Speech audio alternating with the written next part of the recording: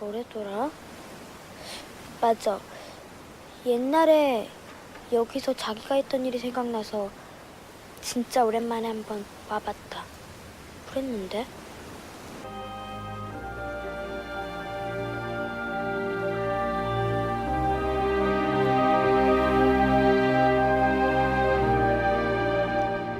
안녕하세요. 톡쏘는 정치의 강지영입니다. 화성 연쇄 살인 사건의 유력한 용의자가 이춘재로 특정되면서 다시 화제가 되고 있는 살인의 추억 보셨습니다. 주인공인 박두만 형사가 미치도록 잡고 싶던 용의자가 드디어 30여 년 만에 포착됐는데요. 그는 계속 범행을 부인하다가 최근 14건의 살인을 저질렀다고 자백했습니다.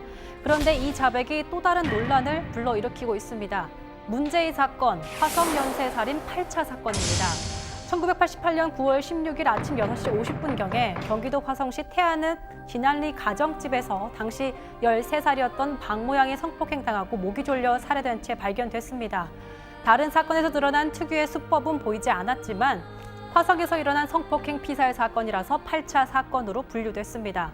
경찰은 현장에서 채모를 발견해 국립과학수사연구소로 보냈고 중성자 방사화 분석법으로 혈액형이 B형, 채모에 다량의 티타늄이 함유됐다는 게 확인됐습니다.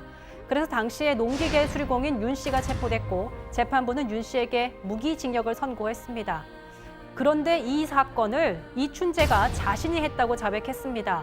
범인 윤모 씨는 지난 2003년 한 주간지와 옥중 인터뷰를 통해서 자신이 맞아서 범행을 자백했다고 주장한 바 있습니다.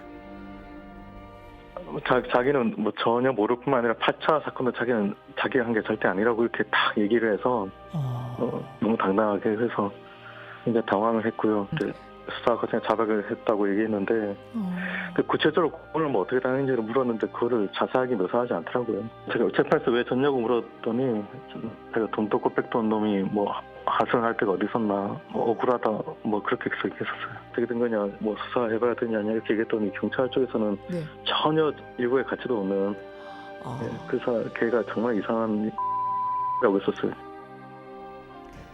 그리고 윤 씨가 고문에 의해서 허위 자백했다는 이유로 항소했다는 사실도 확인됐는데요. 하지만 2심은 가혹행위를 당했다고 볼 만한 자료가 없다며 기각했고 3심도 1심, 2심 판결이 정당하다고 결론 내렸습니다.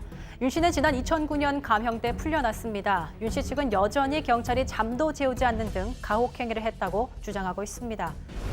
이런 가운데 윤 씨를 범인으로 특정했던 중성자 방사화 분석법의 정확도 논란이 일고 있습니다. 당시에 사법사상 처음으로 재판 증거로 채택돼 화제를 모으기도 했는데요. 하지만 한국원자력연구원 관계자는 같은 음식을 먹거나 유사한 환경에 사는 사람이면 성분이 비슷하게 검출될 수 있다며 신뢰도가 떨어진다고 지적했습니다. 반면 당시 국과수 유전자 분석과장은 최근 한 언론과 인터뷰에서 방사성 동위원소 검사로 한 명이 추려졌는데 그게 잘못될 확률은 지극히 낮지 않겠냐라고 밝혔습니다. 당시 사건을 맡았던 형사도 중앙일보와 인터뷰에서 8차 사건의 현장 증거물인 정액과 음모 등을 분석한 결과 용의자는 B형이었다. 피해자가 숨진 지 몇 시간이 지나지 않은 상황이라 증거물이 오염되지 않았다고 주장했습니다. 이와 관련해 민감용 경찰청장이 오늘 기자간담회에서 8차 사건 등 사실을 정확하게 확인해서 다 규명하고 사실이 밝혀지면 사실에 따라 필요한 조치를 다할 것이라며 억울한 분이 있으면 해소하고 회복할 수 있는 부분이 있다면 회복 조치를 취할 것이라고 밝혔습니다. 과연 이춘재가 거짓말을 한 것인지 윤 씨가 억울한 옥살이를 한 것인지 명백한 진실이 밝혀져야겠습니다.